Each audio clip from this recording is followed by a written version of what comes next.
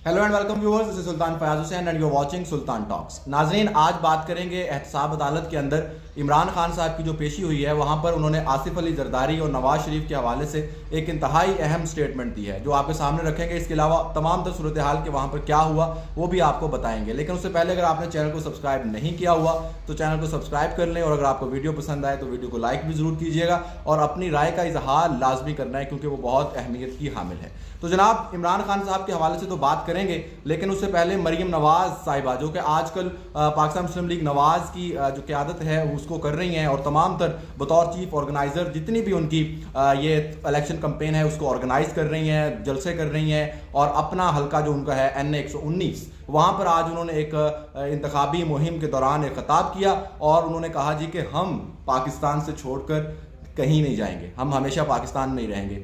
लेकिन मोहतरमा को थोड़ा सा बैकग्राउंड याद करवाना पड़ेगा। मेरा ख्याल है कि इन लोगों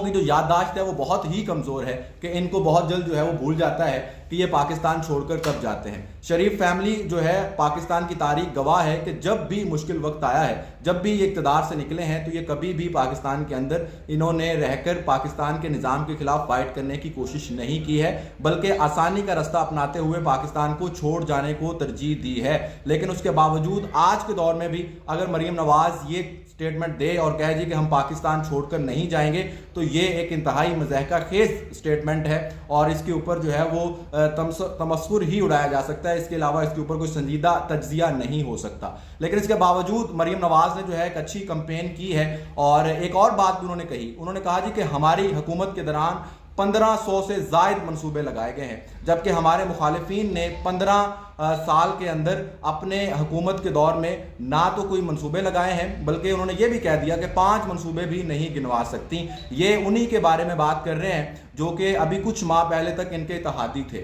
और इत्तेहादी कौन थे? Peoples party. बिलावल के हवाले से ये बात करते हुए उन्होंने कहा कि जनाब, जो बिलावल तनकीद कर रहे हैं पंजाब के अवाम को ये काबिल कबूल नहीं है और पंजाब के अंदर 1500 से जायद मंसूबे जो है वो हमने लगाए हैं। तो मोहतरमा, क्या इन 1500 मंसूबों ने पाकिस्तान की या पंजाब की अवाम की जो जिंदगियां हैं उनको बदला है? क्या पंजाब के अंदर गुर्बत खत्म हो गई है या पंजाब के अंदर सहूलियात तमाम तरह मैसर है? सेहत की सहूलत हो, तालीम की सहूलत हो या दीगर किसी किस्म की सहूलतें मैसर हैं? आप लोग क्या एक इस किस्म का हॉस्पिटल बना सके हैं जिस हॉस्पिटल के अंदर बाकी अवाम की ना सही आप लोगों का अपना इलाज हो सके? आप तो अपने छोटे छोटे मसाइल लेकर यहाँ से बाहर चली जाती हैं और फिर आप आकर कहें जी कि पंजाब के अंदर 1500 मनसूबे लगा दिए। तो वो कौन से मनसूबे हैं और किस लिए लगाए गए हैं जिनसे ना तो आम आदमी को कोई फायदा हो रहा है और सेहत के मामले में तो आपके खानदान को भी कोई फायदा नहीं हो रहा? तो उन 1500 मनसूबों का क्या फायदा? तो पंजाब की हुकूमत को आप दोबारा से ये ना बताएं कि आपने ऑरेंज लाइन ट्रेन बनाई, ये किया, वो किया। आप ये बताएं कि आप लोगों की जिंदगियां कैसे बदलेंगे, लोगों की जिंदगियों में आसानी कैसे लेकर आएंगे।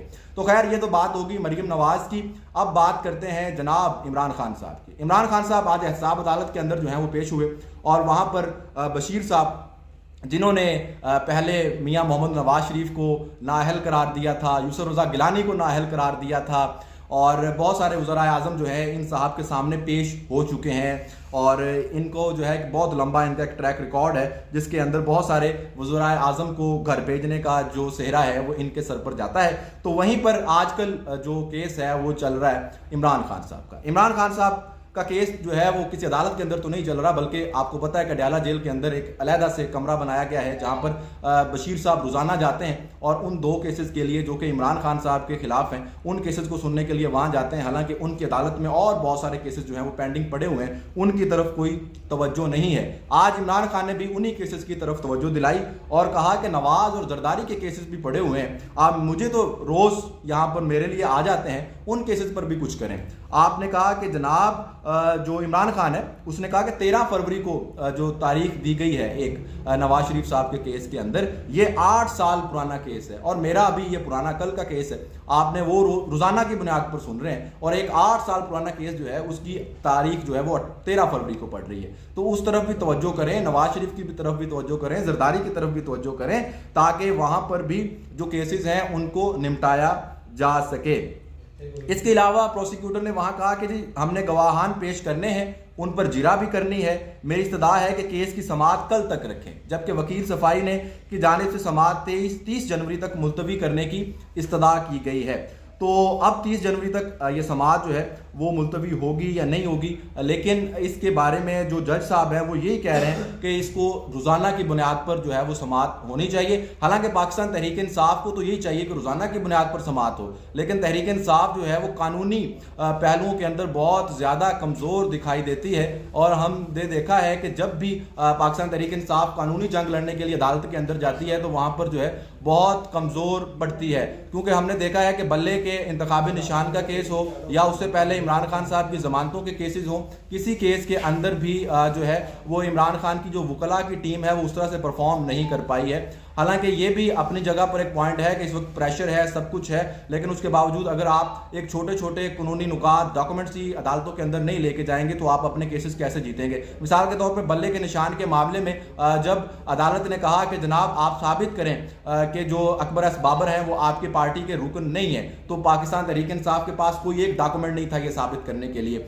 चीफ जस्टिस जो है वो पुकार के कहते रहे, चीख के कहते रहे कि भाई मुझे कोई डॉक्यूमेंट दे दो, मुझे कोई नोटिफिकेशन दे दो जिस नोटिफिकेशन के अंदर आपने इस बंदे को अपनी पार्टी से निकाला हो, लेकिन कोई किसी किस्म का नोटिफिकेशन जो है वो दस्तयाब नहीं था, वो मौजूद नहीं था, वो नहीं दिया जा सका। बाद में सोशल मीडिया पे ऊपर वायरल कर दिया, तो उससे अब जो चीफ जस्टिस है वो सोशल मीडिया पर देख के तो वो उस नोटिफिकेशन को पढ़ के तो आपका फैसला करेगा नहीं, वो तो उसी का फैसला करेगा जो आप उसके सामने डॉक्यूमेंट्स रखेंगे।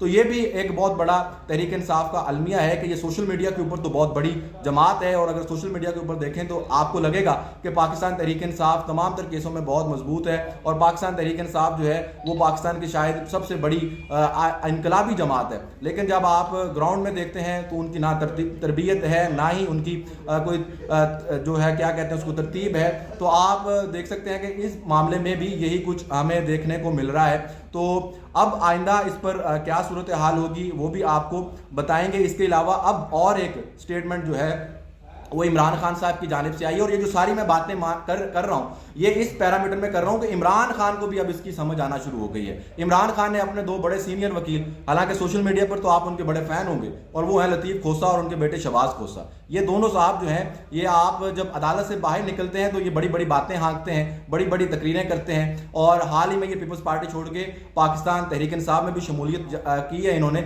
और सोशल मीडिया के ऊपर तो इनकी बहुत ज़्यादा पुल बांधे जा रहे थे, लेकिन इमरान खान ने आज खुद इनको हटा दिया और इनको अपने केसेस से जो है वो अलहदा कर दिया है। ये इस बात का सबूत है कि पाकिस्तान तहरीक इंसाफ की जो वकला की टीम है वो अपना काम सही तरह से नहीं कर पाई और ना ही सही तरह से उसको प्रोसीड कर पा रही है।